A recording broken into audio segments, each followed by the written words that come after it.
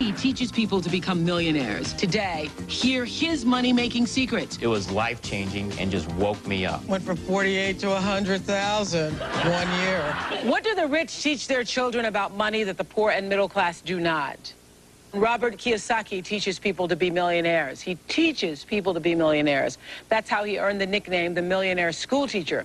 And he says that the rich have a very different way of thinking about money that anybody can learn. His book, Rich Dad, Poor Dad, has been on the New York Times business bestseller list for 8 months, and his unique advice may change the way you look at your money. This is a really important show. If you like money, if you need money, if you'd like to have some money, this is a show for you. Take a look. I've been rich and I've been poor, and I like rich much better. I found out that the secret to success is not hard work or luck. I found a new way of thinking that works for me. Do you remember these here? These are nylon and Velcro surfer wallets. When I was 26, I began marketing these products worldwide, and that's how I became a millionaire before I was 30.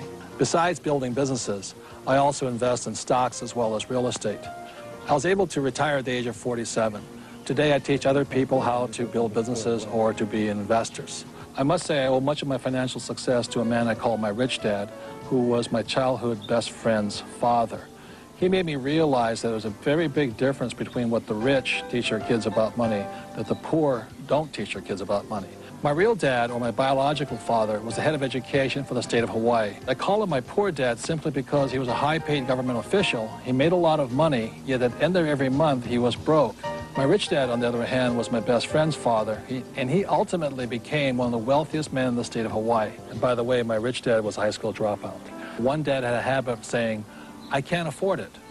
My rich dad, on the other hand, forbade his son and I from ever saying, "I can't afford it." My poor dad always said, "Our house is an asset, and it's our largest investment." My rich dad said, "Your house is not an asset, it's a liability, and if it's your largest investment, you're in financial trouble." My poor dad believed in job security. He said, look for a company that had excellent pay, good benefits such as medical, vacation, and other types of perks. My rich dad said that entitlement mentality kept people financially weak and financially needy. My poor dad always said, find a safe, secure job and work your way up the corporate ladder. My rich dad said, why not just own the ladder? I decided to listen and learn from my rich dad. The rest is history. Well, let's go through some more of Robert's points about what he says. The rich teach their children that the poor and middle class do not. Main difference, you say, between the rich and poor lies in what we teach our children about That's money. Correct. Really? Very much. And it's a mentality. It's a total way of thinking, right? Exactly. Yes. And it's really easy to change if you're willing to change the way you think. For instance, my poor dad was a very good man. For Japanese, he was 6'4", very smart, academic genius. But he always said to me, you know, go to school, get good grades, get a job, and work hard. Save money. And my rich dad said, well, if you want to be rich, that's not the way you do it. And instead of working for money, my rich dad taught me how to have money work hard for me. And that's why I've only had a job 4 years of my entire life. Other than that, I'm building companies or I'm investing, and that's all I'm doing. Well, the subject of money is taught at home, not in school, you say, because most of us learn about money from our parents, and it's only good if you have a rich dad mentality. My message to people is, you know, why struggle for money when you don't have to? You know, it's that really simple if you have good advice. The problem is money is not taught in school. And so what we do is we oftentimes follow in our parents' footsteps. We may do different jobs, but we oftentimes follow in the same financial patterns. And my rich dad used to say, you know, he says, you can't end poverty by giving somebody money. Giving a poor person money keeps them poor longer. Yeah. And that's what breaks my heart, because I want to help people change the way they think about money. That's all it is. Yeah. And I think one of the most important things is that I noticed between my rich dad and my poor dad was the vocabulary. My poor dad was a PhD in education, very smart man, but he had the vocabulary of a school teacher. And my rich dad had the vocabulary of a rich man. And so when I say to people, what's the first What do you mean by vocabulary? Well, I know what the word means, but right. what kind of vocabulary? Well, I used to sit around the dinner table and listen to both dads, and one would talk about algebra and geometry and trigonometry. Nothing of this ever made me any money. And my rich dad would sit there and he'd talk about return on investment, assets, liabilities, discounted cash flows, etc. And a lot of people use, you know, what you just said about your house is a liability, it's not an asset. Most people think it is their biggest investment. Yes, and that's one of the biggest middle-class traps. They say, my banker says my house is an asset. And my rich dad would say, if you can read a financial statement, you'll see, you can read that your house is actually a liability. I'm not saying don't buy a house, and I like big houses, and I like the finer things of life. Just don't call a liability an asset. And what's trapping the middle class is they're buying liabilities they think are assets. I like what you say in the book, but this is interesting too, because I've always been a person who lived beneath my means. Now it's kind of hard to see, you know, it doesn't matter. But I've always been a person who, because I just was reading about how the Chevy Chevette was the worst car, one of the worst cars ever made, and I had one of those little tin cans because that was the thing that I could pay cash for and not have to, you know, pay interest and so forth. So I've always believed in living beneath the means until you could really afford to pay for stuff, mainly because I hate bills. Just hate bills. And you say one of the mistakes that middle class and poor people do is they try to look rich. So those are the first people to go buy the furs, the diamonds, the big TVs, and all the stuff, correct? Right. My rich dad called it looking good and going nowhere. Love that. Yeah. My grandmother used to call it not a pot to piss in, but anyway, that's another thing. Kind of the same thing. I'm glad you said that. You heard that too. Okay, they'll edit that somewhere.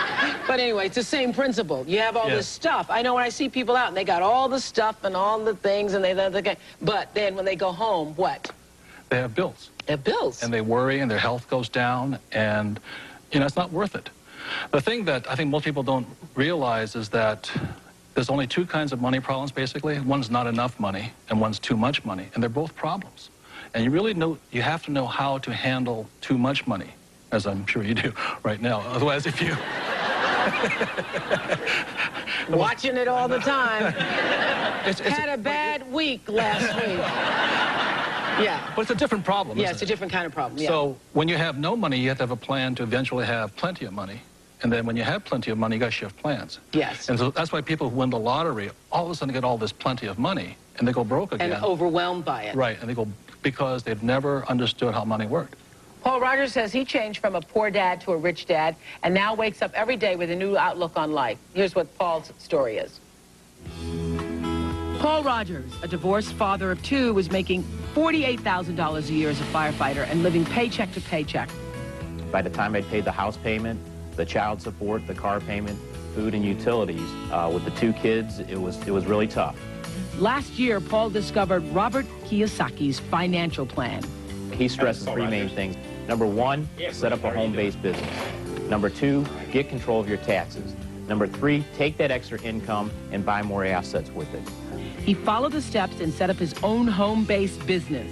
It was easier than he thought and only cost him $300. With that extra income from his new home business and a pay raise from the firehouse of $300 a month, he started to buy homes that were in foreclosure.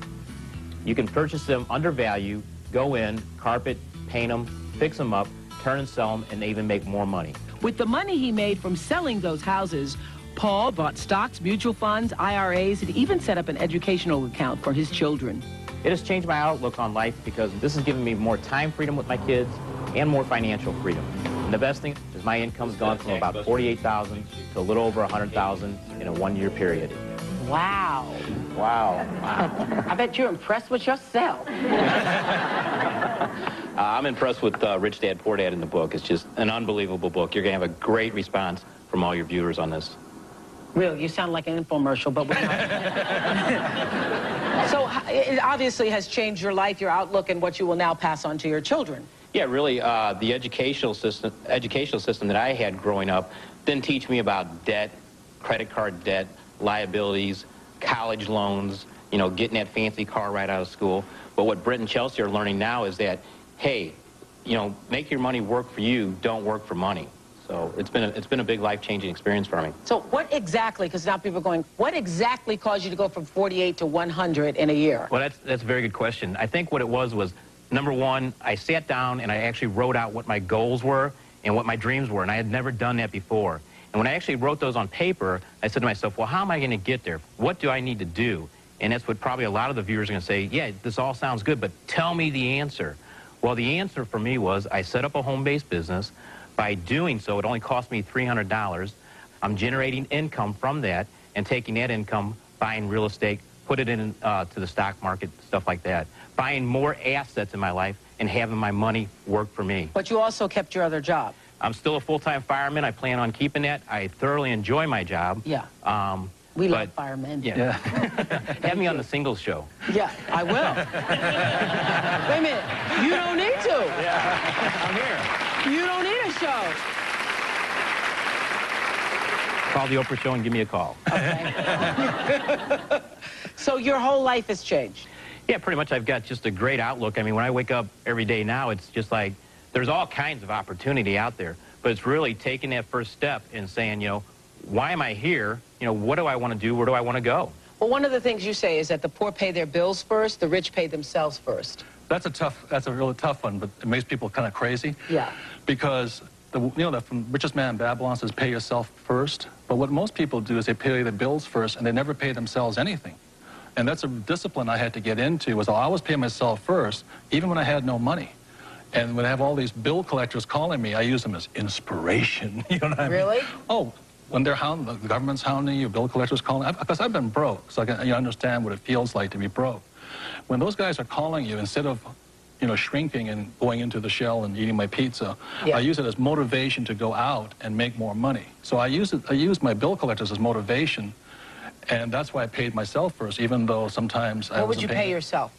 I always bought assets. I'd buy a house or I'd put money in the bank and things like this. But it was just a habit. Exactly what you're talking about. It's up here. It's about changing the way you think. That's what the whole book is about. That's it. Because we're our biggest asset, we're also our biggest liability.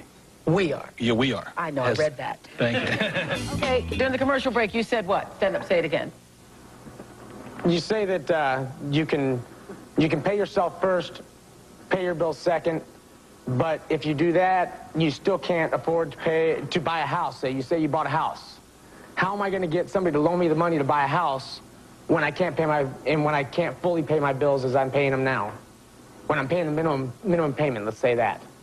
He doesn't understand the principle of pay yourself first. Loan? He's with a lot of people out there who are saying, look, I got the bill collectors calling. I'm scared to answer the phone because I don't have the money. So how am I going to now give myself money first when I got these people knocking down my door? That's what all these people are shaking their heads to. Right. They're thinking easy for you to say from where you're sitting now. Well, I sell. I'm a salesman. I go to work every day and I try to sell more and more and more to make more and more money, but that money's still going to my bills, so I'm not getting called by the credit collectors. One thing that Paul said right there, he starts a home-based business. The tax laws are written against, tax laws are not equal. And if you want, what I'm saying is got to get educated here. So tax laws are not equal. So if you're an employee and you work harder and harder, the government's going to take 50% no matter what. So by being a business owner, which is Paul did, he has tax advantages that the middle class and poor do not have. The taxes are the biggest expense in your life as a salesman. The more money you make, the more the government takes. So get control of your taxes first by setting up a home-based business. Take that tax savings now, pay down debt, and buy more assets in the real estate. And you said, well, I've got credit problems. I'm not going to be able to get a loan. Find a motivated seller. Find owner financing. There's all kinds of opportunities out there. Most of society, though, will watch this show and then they'll go back to just sitting at home at night. You really have to change what you're doing in your life. If you're not happy where you're at financially, you've got to do something drastically. Just saving money and investing is not enough. There is a complete mindset that goes on. I think that's what these people came... Paul was saying, because we all have the mentality in this country, you work harder, they will pay off in the end. It does not, because the government always gets theirs. Right, and then the real estate is the least taxed income you can get. So when my wife and I were struggling, we saved $6,000, we bought that house. Thing went from $46,000 to $105,000. We had $50,000. But I think when people think of real estate, they think about the house that they would want to live in. So you start out buying something that you wouldn't necessarily want, and you use that to build more income. And that's what she did. She bought 7. Build more income. That's my idea. I want to buy a 3-flat, live in the basement, rent off the top two apartments, and have them pay my mortgage for me. Good. But I still need to come up with the original capital to buy the place. That starts with paying yourself first. Hey, Oprah. That's what people should be teaching in school, because I swear to you, we've all been taught be responsible, pay your bills first so that the people don't, you know, call you or not harassing you and so forth. What were you going to say, Paul? I was saying I was doing with the real estate what Robert's talking about, but for $300, I set up a home-based business. Anybody in this room can do that, and you're going to save money on your taxes, number one, while you're generating income on your business. Once you've got that income coming in, you can do all the real estate that you want then. So it's really just getting out there and looking at the different opportunities. $300 investment. Can't beat it.